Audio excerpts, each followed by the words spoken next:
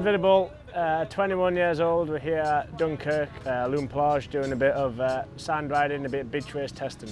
I've never done any beach racing or anything like this before. Never really anything motocross, to be honest. Obviously, I'm racing extreme enduro. Coming over into this from trials only a few years ago, so it's all still pretty new. So with extreme, there's sort of not really any certain ways to do things, or there's no like set rules, whereas when you come to the motocross track or you go get on the beach, it's, you know, there's like set steps and techniques that you have to follow, and yeah, I'm enjoying learning them and seeing the progress and seeing how we're getting on. It's good fun. So yeah, Red Bull Knockout is the final round of the World Enduro Super Series, which is the championship we're focusing on. So that's sort of the main goal. I'm going to do Weston this weekend coming, which has a bit of preparation and just sort of to get used to the format and stuff like that, and a bit more time on the bike. So 2 for this year, but you know, I'm really enjoying it. It's definitely something I'd want to keep on with, and you know, who knows, maybe just do a few more next year. I know a lot of my friends are riding and racing, so I think it should be a good weekend. It's nice to do a race, you know, in front of the British crowd. I haven't done too many